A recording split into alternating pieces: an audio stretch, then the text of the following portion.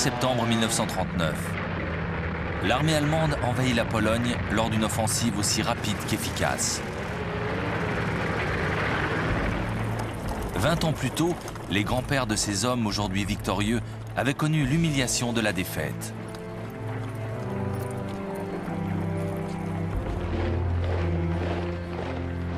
En novembre 1918, après 4 années de guerre, l'empereur Guillaume II avait été contraint d'abdiquer. Son armée avait été battue par les Alliés, français, anglais et américains. Son peuple mourait de faim. Dans ce chaos, un mythe était né. Celui d'une armée allemande victorieuse sur le terrain, trahie par ceux de l'arrière, les politiciens.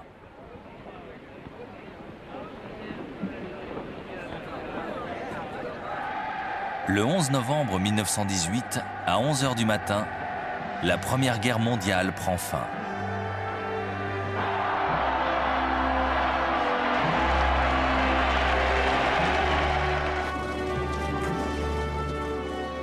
Dans les mois qui suivent, Woodrow Wilson, alors président des États-Unis, s'engage à œuvrer pour la création d'un nouvel ordre mondial. Il persuade la plupart des chefs d'État de le rejoindre pour former la Société des Nations. Le traité de Versailles officialise la naissance de cette institution internationale. Désormais, les conflits devront se régler par le dialogue. La guerre est mise au ban. En Europe, plusieurs peuples goûtent enfin à la liberté. L'Empire austro-hongrois, allié de l'Allemagne vaincue, est démembré. 8 nouvelles nations apparaissent: l'Autriche, la Pologne, la Hongrie, la Tchécoslovaquie, la Yougoslavie, la Lettonie, la Lituanie et l'Estonie. L'Allemagne elle-même est amputée d'une partie de son territoire.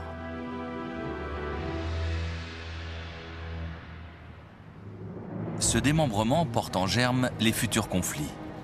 En Tchécoslovaquie, d'importantes minorités allemandes nourrissent déjà un rêve: la réunification de leurs terres avec la mère patrie. Pour la population allemande, la ruine s'ajoute à l'humiliation de la défaite. Le pays doit payer les réparations à la France et au Royaume-Uni. L'addition est salée. 6,5 milliards de livres. Le pays n'est pas prêt de se relever. La cicatrice ne se refermera pas de sitôt. Lorsqu'il revient aux États-Unis, Wilson comprend que son rêve n'est pas prêt d'aboutir. Le Congrès américain refuse que le pays rejoigne la Société des Nations. Un comble. L'Amérique, effrayée par la perspective d'un autre conflit, s'isole du reste du monde. Une doctrine est née, l'isolationnisme.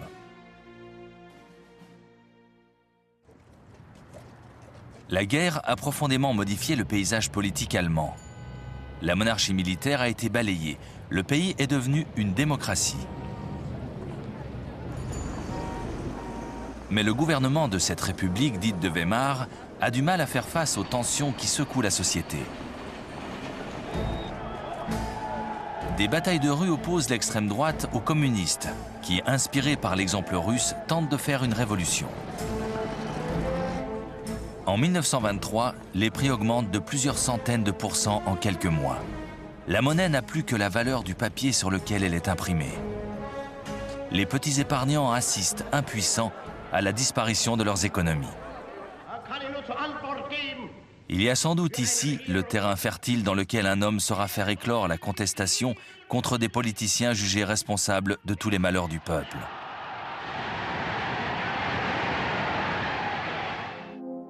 Hitler est né en Autriche en 1889. Il a participé à la Grande Guerre durant laquelle il s'est illustré, obtenant même la Croix de Fer. Après sa démobilisation, il s'installe à Munich. Ses talents d'orateur lui permettent de prendre le contrôle d'un groupuscule, le Parti national-socialiste.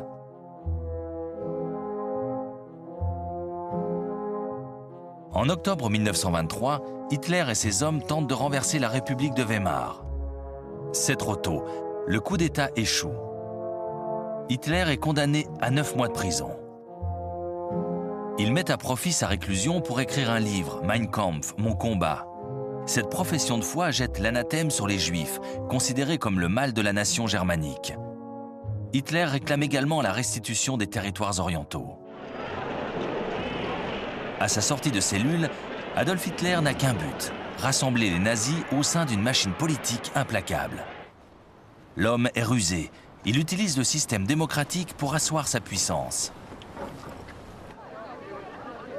Pendant 5 années, l'Allemagne panse ses plaies. La prospérité revient, les partis extrémistes, de gauche comme de droite, se renforcent. Hitler n'a besoin que d'une opportunité pour s'imposer dans le jeu du pouvoir. En octobre 1929, la bourse américaine s'effondre. Le tsunami de la dépression économique balaye le monde. 6 millions d'Allemands se retrouvent au chômage. Dans ce chaos, les partis extrémistes incarnent l'espoir et la rage. Qui se méfie d'Adolf Hitler? En 1931, le parti nazi s'est transformé en mouvement de masse. Il possède ses propres milices en chemise brune. Ces 3 millions d'hommes enrôlés dans la SA battent le pavé. Aux élections de 1932, le parti nazi devient la première force politique du Reichstag, le Parlement allemand. En refusant de rejoindre une coalition, Hitler sait qu'il va paralyser les institutions. Pour sortir de cette impasse, le président Hindenburg le nomme chancelier. Nous sommes en janvier 1933, Hitler est chef du gouvernement. Un mois plus tard, le Reichstag brûle. C'est le moment d'agir. Hitler accuse les communistes et demande les pleins pouvoirs. La chasse aux opposants commence. En août 1934, le président Hindenburg meurt. Hitler a le champ libre. Il prend la succession par la force. Il est désormais le seul et unique chef du pays. Il est le guide suprême, le Führer.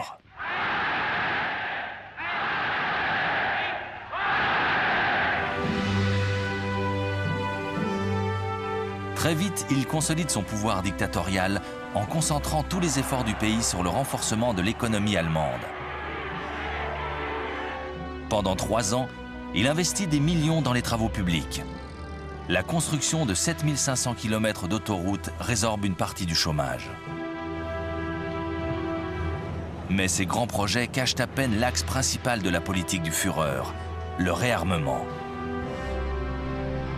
Selon le traité de Versailles, l'armée allemande ne devait compter que 100 000 hommes et ne posséder ni force aérienne, ni blindés, ni sous-marins. En 1935, Hitler sort du bois. L'Europe apprend que 300 000 Allemands sont sous les drapeaux. Et surtout, l'armée de l'air allemande, la Luftwaffe, dispose de 2500 appareils, plus que l'Angleterre ou la France.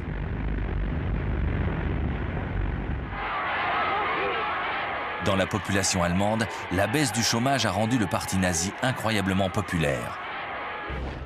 Soutenu par son peuple, Hitler peut entamer sa stratégie de reconquête.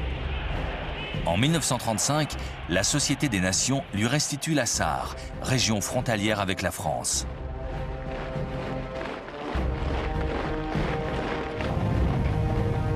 Un an plus tard, il expédie ses troupes réoccuper la Rhénanie, une zone démilitarisée depuis le traité de Versailles.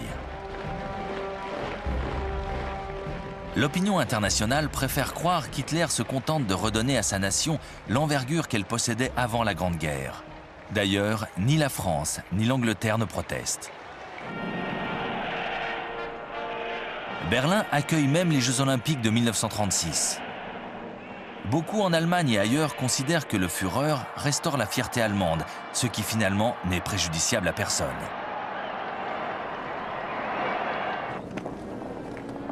Et pourtant, quelques indices prouvent déjà le contraire. En 1935, les lois dites de Nuremberg ont interdit aux Juifs d'épouser des femmes aryennes. Ils ont également été privés de leur citoyenneté. L'orage de la guerre gronde. L'Europe refuse de voir les signes précurseurs. Elle regarde ailleurs. En Asie, une autre puissance va écraser ses voisins.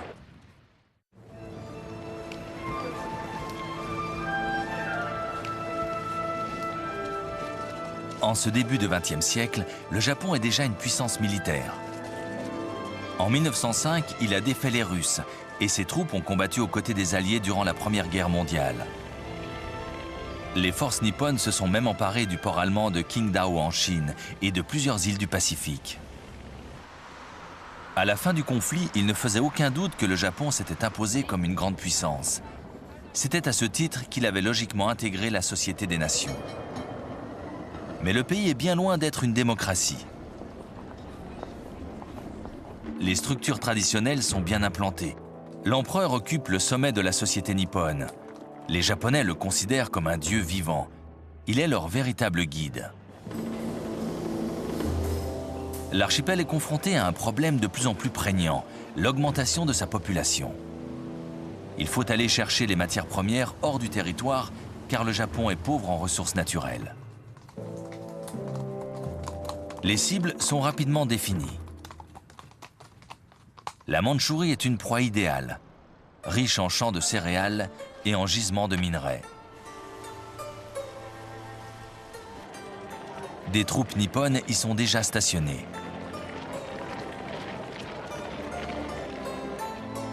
Mais les dirigeants japonais ont un gros appétit. Ils lorgnent sur les possessions occidentales dans la région. Les 3 colonies britanniques, Birmanie, Malaisie et Hong Kong, mais aussi l'Indochine, dirigée par les Français, ou encore les Indes néerlandaises. Il convient pourtant d'être très prudent pour ne pas froisser l'autre superpuissance présente dans le Pacifique, les États-Unis. Malgré les apparences et une politique anti-impérialiste, les États-Unis dominent un empire officieux dans l'océan Pacifique. Les Philippines, l'île de Guam et plusieurs autres archipels sont contrôlés par l'administration américaine. Il ne fait aucun doute que le Japon rêve d'éliminer ce rival très gênant. Mais l'Amérique ne s'inquiète pas. Depuis la fin de la Grande Guerre, le pays se divertit, il danse. C'est l'âge d'or du jazz.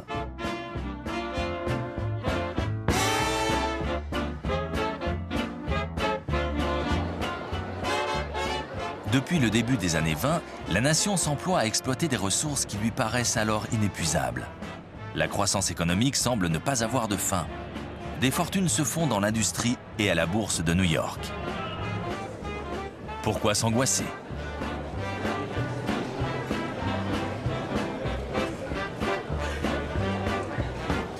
Les volontés expansionnistes du Japon sont bien loin des préoccupations américaines.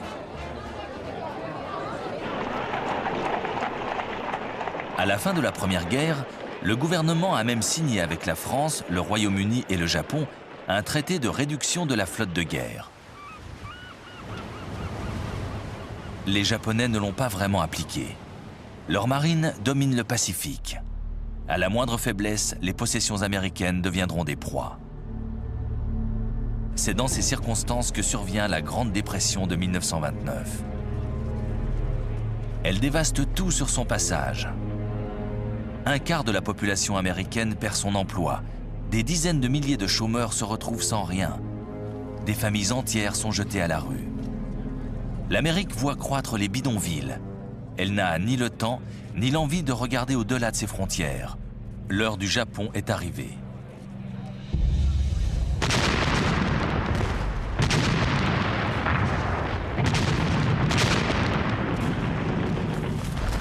En 1931, les troupes japonaises présentes en Mandchourie s'emparent de la capitale, Mukden, et se déploient dans le reste du pays.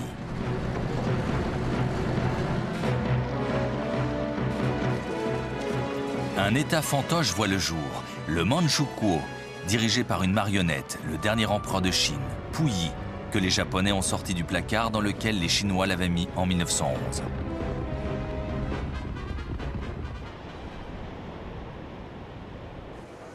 Dans son quartier général genevois, la Société des Nations fait face à sa première grande crise. C'est un test. Le Japon est condamné. Mais la réponse de l'intéressé est nette. Le Japon ne peut accepter les conclusions adoptées par cette Assemblée. Et les représentants nippons de se retirer la tête haute, laissant la Société des Nations désemparée. Elle ne peut rien faire pour sauver la Mandchourie. Certes, le Japon est mis au banc des nations. Qu'importe. Ses dirigeants ont d'autres ambitions. Leur voracité les pousse vers d'autres conquêtes, vers la Chine. L'invasion ne sera pas compliquée. Le pays sombre dans le chaos. Le gouvernement du général nationaliste Chiang Kai-shek affronte la rébellion communiste menée par Mao Zedong. C'est la guerre civile.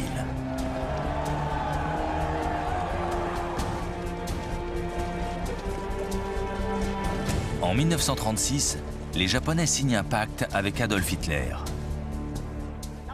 L'Allemagne s'engage à intervenir si l'Union soviétique réagit militairement à la future invasion de la Chine.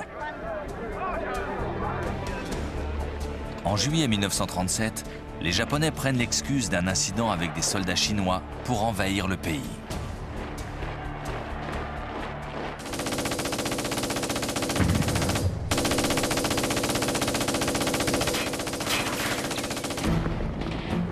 Prise d'abord par surprise, la Chine se ressaisit. Les communistes ont rejoint le Kuomintang dans un front commun contre l'agresseur.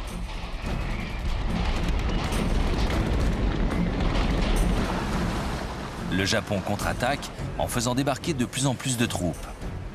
À la fin de l'année 1937, le nord du pays et la totalité des côtes sont occupés.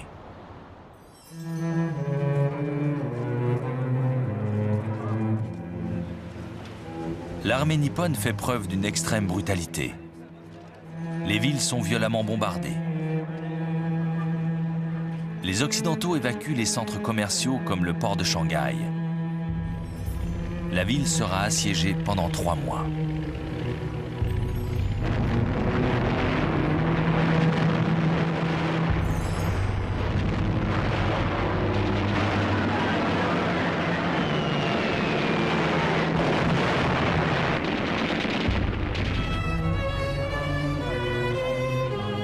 Les conséquences sont terribles. Les forces japonaises n'éprouvent aucune pitié lorsque les villes tombent entre leurs mains. Après la chute de Nankin, le 17 décembre 1937, commencent 6 semaines de viols, d'orgies et de tueries. Dans la capitale chinoise, les soldats japonais vont massacrer 300 000 civils sans distinction de sexe ou d'âge.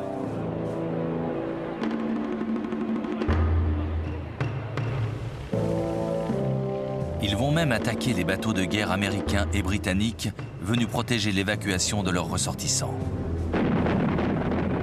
L'incident le plus grave intervient le 1er décembre 1937. Le vaisseau américain Panay est coulé par des bombes nippones. 50 marins perdent la vie lors de cette attaque. Malgré cela, les puissances occidentales refusent d'intervenir. Et la Société des Nations semble toujours aussi impuissante.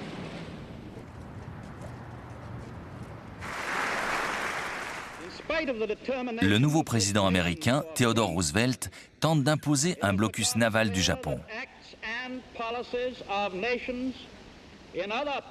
Mais les Anglais, par peur de la guerre, refusent d'approuver cette initiative. En désespoir de cause, Roosevelt offre 25 millions de dollars à Chiang Kai-shek pour acheter des armes.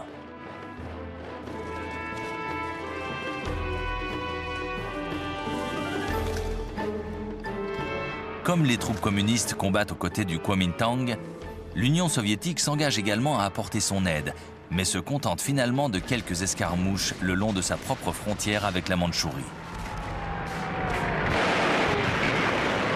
La Chine est abandonnée. Elle se retrouve seule face à l'envahisseur. Durant l'année 1938, les Japonais investissent Canton et repoussent les forces chinoises toujours plus loin vers l'ouest. Les grands discours de la Société des Nations n'ont servi à rien. Aucune des promesses faites au nom de la paix n'a été tenue. Le feu de la guerre se propage. Il se rapproche maintenant de l'Europe. Qui sera la prochaine victime ?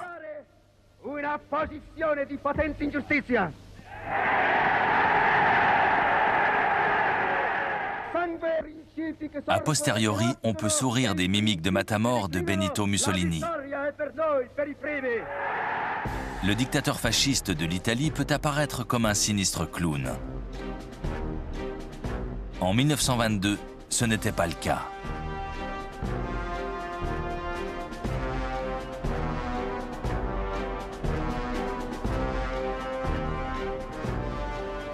Quelques années auparavant, comme l'Allemagne, l'Italie avait sombré dans l'anarchie. Le pays était déchiré par des manifestations et des luttes entre régions. Et comme en Allemagne, le pouvoir s'était révélé tout à fait impuissant à endiguer ces phénomènes. C'est ainsi que Benito Mussolini, vétéran de la Grande Guerre, journaliste de profession, était intervenu dans la vie politique en fondant le parti fasciste. En 1922, l'Italie est entièrement paralysée par une grève générale. C'est l'occasion que saisit Mussolini. Il marche sur Rome, entouré de ses partisans. Craignant une guerre civile, le roi Victor Emmanuel lui demande de former un gouvernement.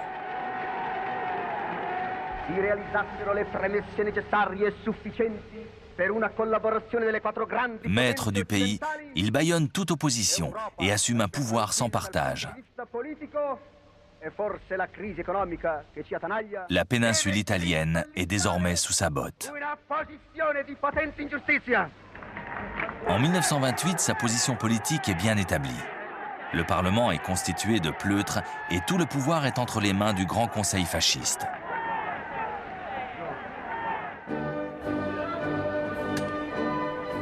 Comme le fera Hitler quelques années plus tard, Mussolini prend des mesures qui le rendent populaire. Des programmes de grands travaux fournissent du travail aux chômeurs et modifient en profondeur les infrastructures du pays. La corruption est combattue et la mafia est plus ou moins éliminée. L'armée italienne se renforce considérablement en se dotant de forces aériennes modernes. En Méditerranée, Mussolini lance une armada plus importante que les flottes françaises et anglaises réunies.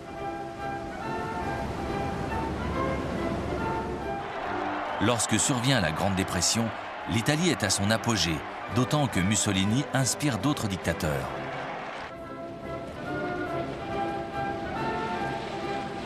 Pour Adolf Hitler, le système fasciste est un modèle dont la force contraste avec la faiblesse chronique des démocraties comme la France et la Grande-Bretagne.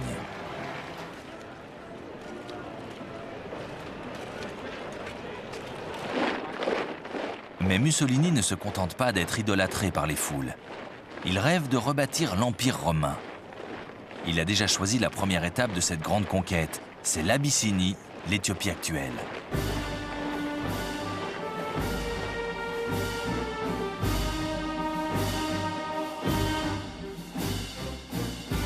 L'Italie possède des colonies adossées à sa frontière, en Érythrée et en Somalie.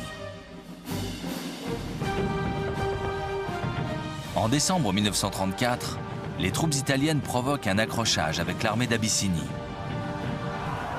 L'incident se déroule à l'oasis d'Ogaden, en territoire abyssinien.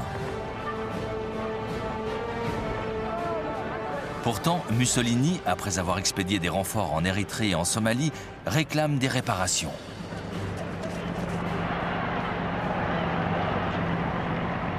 L'empereur d'Abyssinie, Haïlé Sélassié, en appelle à la Société des Nations. C'est le test suprême, le cas de figure parfait. Un petit pays est injustement attaqué par une grande puissance, membre de la Société des Nations. L'idéal qui a présidé à la création de cette institution exige une réaction. Mais rien ne se passe. Le ministre des Affaires étrangères britannique, Anthony Eden, propose sa médiation pour rédiger un traité de paix dont Mussolini n'a que faire. À la fin du mois d'octobre 1935, l'armée italienne franchit les frontières de l'Érythrée et de la Somalie. Que peuvent les maigres forces de l'Abyssinie face à une armée puissante, disciplinée et équipée de chars d'assaut et d'artillerie?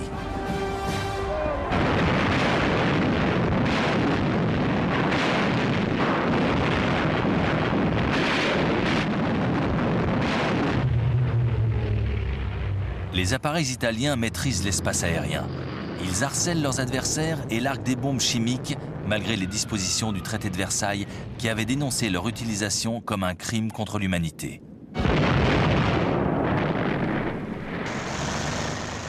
En 6 mois, l'Abyssinie tombe aux mains des Italiens. L'empereur Haïlé Sélassié s'envole pour Londres. Son exil commence. Depuis Genève, la Société des Nations tente d'imposer des sanctions économiques qui n'ont que peu d'effet.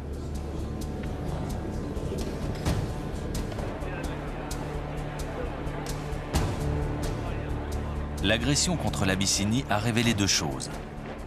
D'abord, l'impuissance des États, incapables de garantir la paix de l'humanité.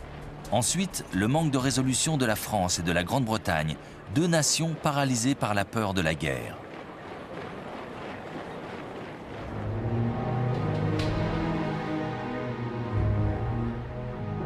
Ces 2 pays ont payé un lourd tribut au premier conflit mondial et leurs économies ne se sont pas véritablement rétablies. Ils connaissent l'un et l'autre d'importants mouvements sociaux. Grèves et manifestations se succèdent. Bien avant la dépression, les 2 pays souffraient déjà du chômage. La gestion et le contrôle de leurs empires coloniaux respectifs constituent une charge supplémentaire. D'autant qu'il faut, depuis 1919, administrer les territoires confisqués à l'Allemagne et à l'Empire ottoman. Enfin, et c'est sans doute la plus importante des raisons, Français et Britanniques ont été profondément marqués par l'horreur de la Grande Guerre. Les gouvernements qui se succèdent n'ont qu'une obsession, échapper à un nouvel affrontement armé.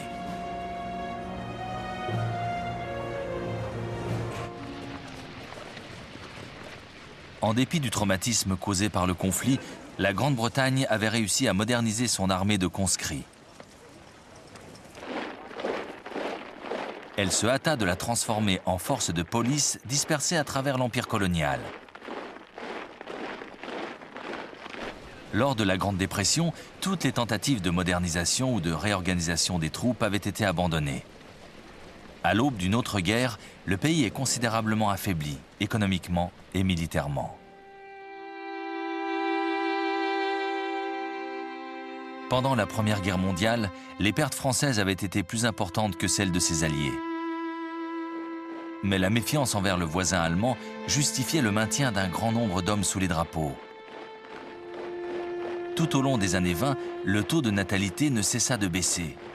Il devint évident que le pays connaîtrait un grave déficit de population dès le milieu de la décennie suivante. La France ne pourrait rivaliser avec la vitalité et la masse des armées allemandes.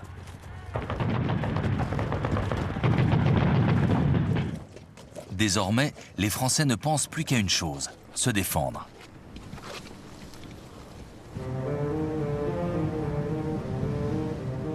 La ligne Maginot, une série de fortifications construites dans les années 30, incarne cet état d'esprit. Bunkers et tranchées fortifiées font face à la frontière allemande. En Belgique, une ligne de défense similaire prend théoriquement le relais. Mais cette nouvelle tactique trahit la faiblesse militaire de la France. Le pays est sur la défensive. Il se déclare à peine capable d'attaquer l'Italie, et encore lui faut-il l'aide inconditionnelle de l'Angleterre. Les 2 nations savent qu'en cas de conflit, leurs flottes n'auront pas la vie facile en Méditerranée. Les navires de Mussolini quadrillent le secteur. Aussi, lorsque l'Italie soumet l'Abyssinie, les 2 grandes puissances regardent ailleurs, feignant d'ignorer les dangers qui pèsent sur l'Europe.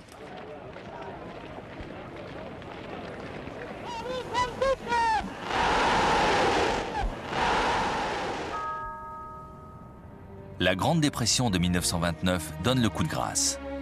La France et l'Angleterre sont ravagées par la crise.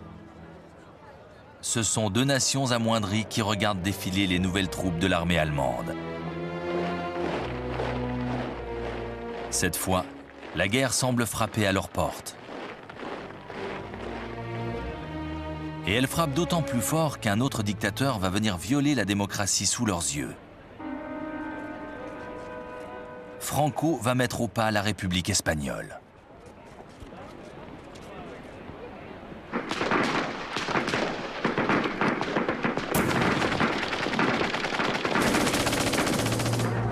1936, l'Espagne est déchirée par la guerre civile.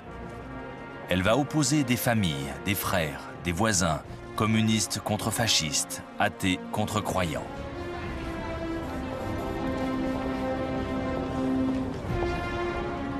En 1931, un gouvernement de gauche s'était emparé du pouvoir, détrônant ainsi la vieille monarchie espagnole.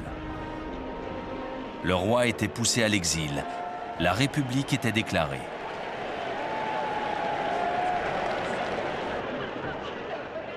Aux élections de février 1936, pour battre les forces de droite, les partis de gauche se réunissent au sein d'un front populaire. Le front l'emporte avec une faible marge, mais il gagne. Son programme de réforme demeure modeste, mais les grèves générales et surtout les confiscations de terres au profit des paysans pauvres se multiplient. La droite craint la mise en place d'un pouvoir communiste. Au sein de l'armée, bastion du conservatisme et défenseur de la foi catholique, certains officiers généraux envisagent une intervention militaire. Parmi eux, le général Franco, un ancien chef d'état-major en disgrâce, exilé dans les îles Canaries.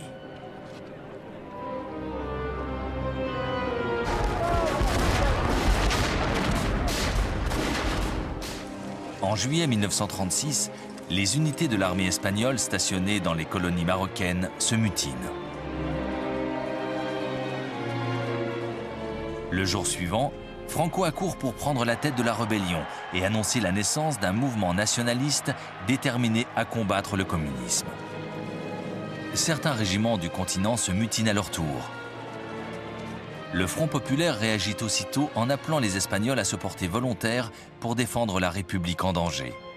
La guerre peut commencer. Mais Franco doit résoudre un problème de taille. Comment faire débarquer ses troupes isolées en Afrique du Nord? Comment franchir le détroit de Gibraltar?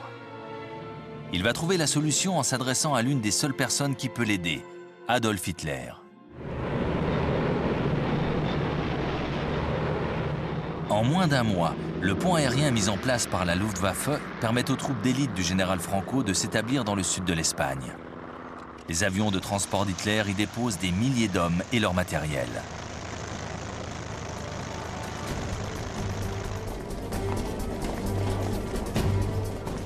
La République tient bon. Elle a même l'avantage, car les mutineries de Madrid et Barcelone ont été rapidement écrasées. Le gouvernement légal contrôle la plus grande partie du pays. En face, les nationalistes sont confinés dans le sud et au nord-est. Mais pas pour longtemps.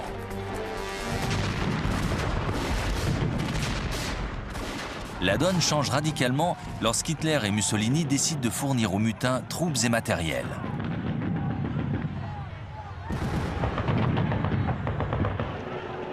Pour le Führer, c'est l'occasion rêvée de tester ses tactiques sur un théâtre d'opération.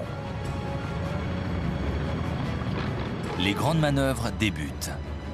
Il y envoie 12 000 soldats et ses premiers chars Panzer.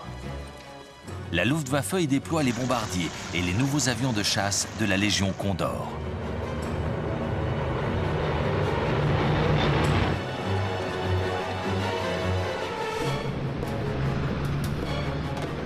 Mussolini expédie en Espagne un corps de 50 000 hommes censés être des volontaires et plus de 700 appareils de combat. C'est en vain que la République appelle au secours la France, la Grande-Bretagne et l'Union soviétique. Une fois de plus, Paris et Londres détournent leur regard. La peur de la guerre, toujours. Les deux gouvernements décident de ne pas intervenir. Au comble du cynisme, Hitler et Mussolini approuvent cette politique. Mais lorsque leur soutien aux troupes nationalistes devient évident, Joseph Staline annonce qu'il consent à aider la République espagnole.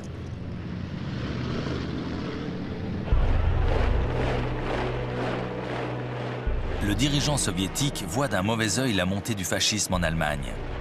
Hitler ne cache d'ailleurs pas que sa croisade est en partie dirigée contre les communistes.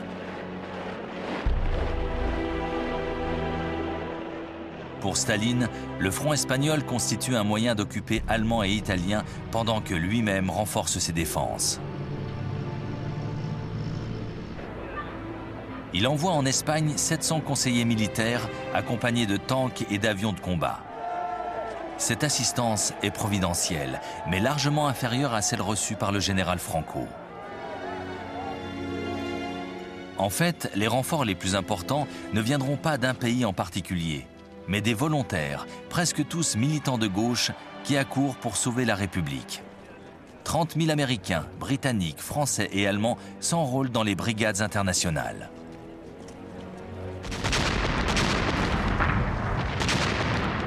Mais les nationalistes ouvrent deux fronts.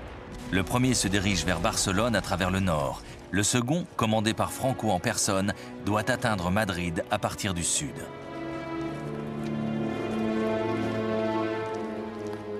À la fin de l'année 1936, la capitale espagnole est pratiquement cernée, assiégée de trois côtés. Les combats sont intenses, accompagnés d'atrocités dont les populations civiles sont les premières victimes. Les républicains fusillent les membres du clergé catholique. Les nationalistes exécutent tous ceux qui sont suspectés d'être communistes ou de soutenir la République. Les bombardiers italiens et allemands pilonnent tous les objectifs, y compris des cibles civiles. Madrid agonise sous les bombes et la Légion Condor rase la petite ville basque de Guernica. 6000 civils meurent sous les bombes nazies. Hitler teste avec succès les grands principes de la guerre éclair. La zone contrôlée par les forces républicaines se réduit de jour en jour. Le courage d'hommes sous-entraînés et sous-équipés ne suffit pas à arrêter les armées du général Franco. Que peuvent quelques fusils et quelques pièces d'artillerie face à la puissance de l'armement allemand et italien ?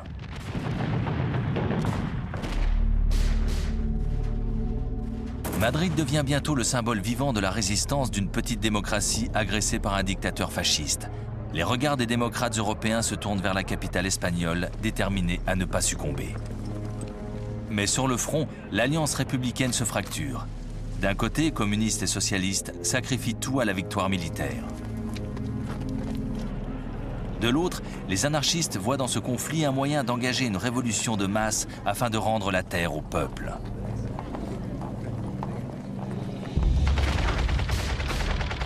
L'opposition entre communistes et anarchistes est à son comble au printemps 1937. Les militants des deux camps s'affrontent dans de violents combats au cœur de Barcelone. Ces événements tragiques résonnent comme le glas de la cause républicaine. À la fin de l'année 1938, les nationalistes ont enfermé leurs adversaires dans deux petites enclaves autour de Barcelone et de Madrid.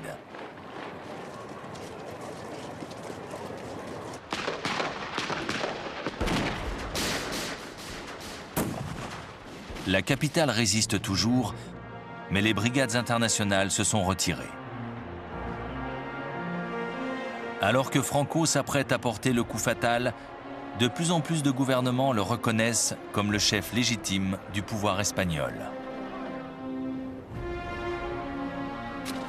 Au premier jour du printemps 1939, les défenseurs de Madrid, épuisés par 3 longues années de lutte, se rendent.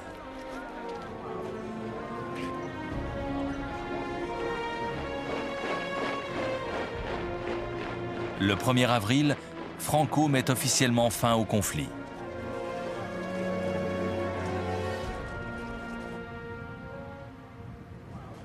Les plaies de cette guerre fratricide peuvent commencer à se refermer. En fait, elles ne cicatriseront jamais complètement. La victoire de Franco sur la République n'est que le prologue d'un autre désastre. La lâcheté des grandes démocraties européennes a renforcé le pouvoir d'autres dictatures. Hitler et Mussolini ont constaté la faiblesse de la France et de la Grande-Bretagne. À Moscou, Staline sait qu'il devra affronter le fascisme. Est-il prêt ? Hitler, lui, jubile. Il va pouvoir appliquer la stratégie agressive dont il a développé les grandes lignes dans son livre Mein Kampf. Avant même que la guerre civile espagnole ne s'achève, il lance ses troupes à l'assaut de l'Europe.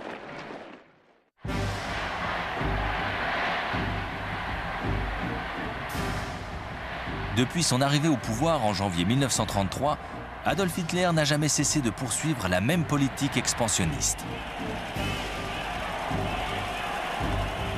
Le 3 février de cette même année, il déclarait à ses généraux que son but ultime consistait à germaniser les territoires de l'Est. Depuis cette date, l'armée se préparait à une guerre de conquête. Malgré les dispositions du traité de Versailles qui lui interdisent de posséder des chars d'assaut, l'Allemagne a signé en 1923 un traité secret de collaboration avec l'Union soviétique. Il lui permet d'expérimenter les dernières nouveautés techniques et tactiques en matière d'armes blindées. De jeunes officiers brillants comme Heinz Guderian ont lu les manuels de stratégie écrits par des spécialistes britanniques comme le colonel John Fuller ou Basil Liddell-Hart. Dans les années 20, certains ont même pu observer les grandes manœuvres effectuées par les troupes blindées anglaises dans la plaine de Salisbury. C'est à cette époque que les stratèges allemands établissent une théorie de l'offensive fondée sur la combinaison de l'artillerie, des blindés et de l'infanterie. Cette unité serait le fer de lance d'une attaque dont la puissance de feu lui permettrait de pénétrer profondément dans les lignes adverses. Hitler adopte cette stratégie avec enthousiasme. Sa nouvelle armée possédera 3 divisions de blindés, les Panzer. Dans le même temps, il confie la reconstruction des forces aériennes à un as de la Première Guerre mondiale, Hermann Göring. La Luftwaffe se relève dans le plus grand secret. Comme l'Allemagne n'est pas censée œuvrer à la renaissance de son armée de l'air, le gouvernement s'appuie sur la mobilisation des civils. Désormais, les aéroclubs forment les futurs personnels militaires.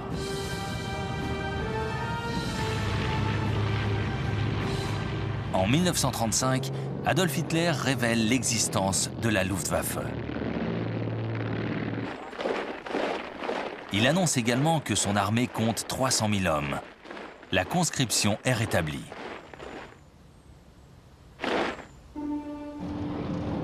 La Grande-Bretagne et la France protestent faiblement à ce qui constitue une brèche flagrante dans le traité de Versailles. Les deux pays débutent à contre-cœur un lent processus de réarmement.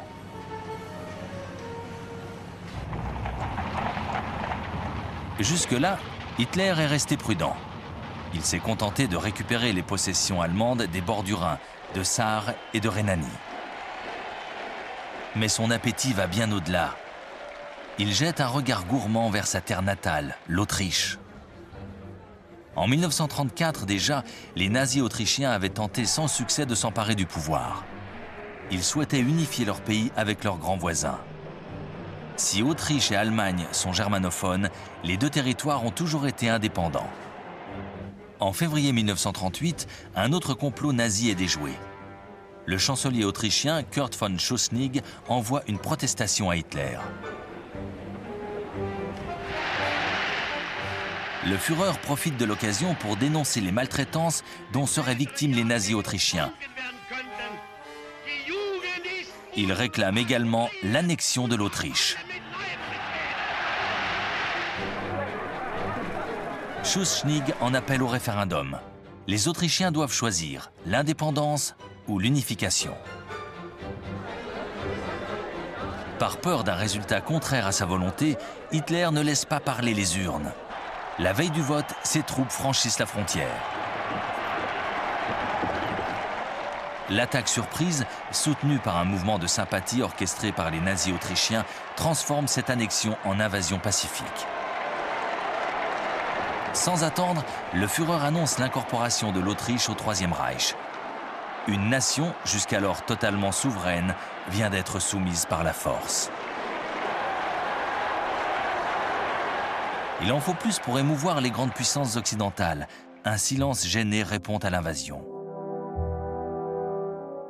Durant l'été 1938, Hitler s'attaque à sa prochaine proie, la Tchécoslovaquie. Une importante minorité germanophone occupe le nord-ouest du pays, dans la région des Sudètes.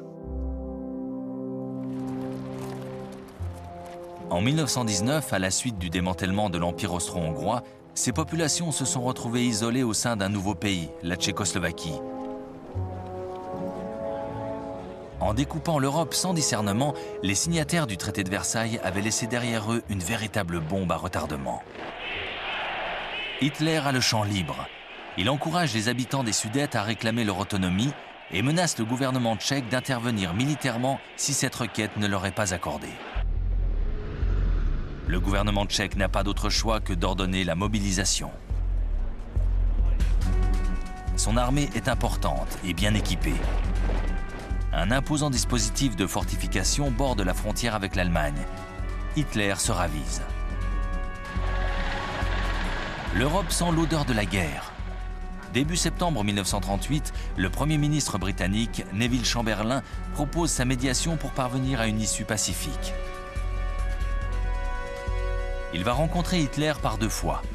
Le Führer l'assure que s'il obtient l'annexion des Sudètes, il n'aura aucune autre ambition territoriale en Europe. La partie de poker menteur est engagée.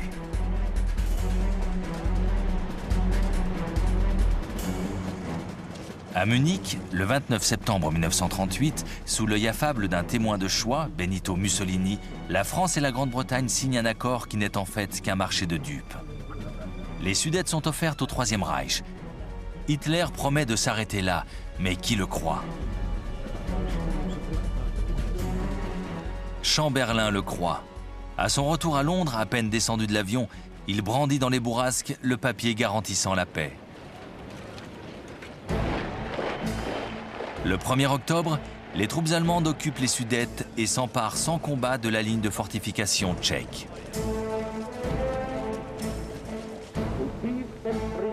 Hitler peut poursuivre sa politique de conquête.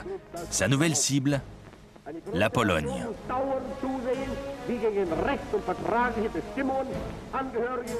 Une fois de plus, l'ineptie de certaines clauses du traité de Versailles est en cause. Une minorité germanophone est enclavée dans le territoire polonais. Hitler demande que le port de Danzig, ancienne possession prussienne, soit rattaché à la mère patrie. La Pologne refuse. Une fois de plus, Hitler hésite. Si son armée n'est pas tout à fait prête, il doit surtout parachever l'œuvre entreprise en Tchécoslovaquie. Dans ce pays de création récente, il joue sur les différences ethniques entre Tchèques et Slovaques.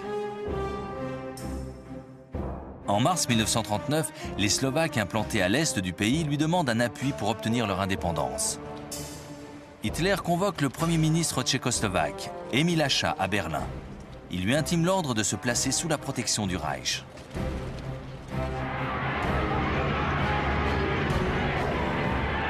Quelques semaines plus tard, la Wehrmacht pénètre dans le pays sans combattre. La plus grande partie du territoire est annexée. La Slovaquie devient un protectorat. C'est la première fois qu'Hitler ose s'emparer de territoires peuplés par des populations non germanophones. Mais cette invasion ne suscite aucune véritable réaction. La France et la Grande-Bretagne se contentent une fois de plus de protester mollement. À la fin du mois de mars 1939, Hitler réclame de nouveau à la Pologne le rattachement au territoire allemand du port de Danzig. Cette fois, Français et Britanniques déclarent que toute attaque constituera une cause de guerre. Mais Hitler n'hésite pas. Il a maintes fois constaté la faiblesse et l'indécision de ses adversaires. Il passe outre toutes les menaces. En Russie, Joseph Staline s'inquiète de l'expansion des nazis vers l'Est.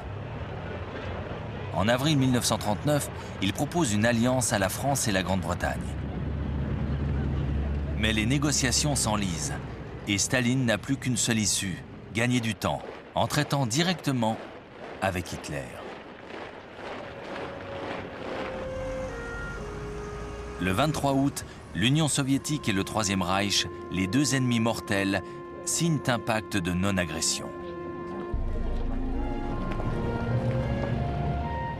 En secret, les deux puissances ont scellé le sort de la Pologne.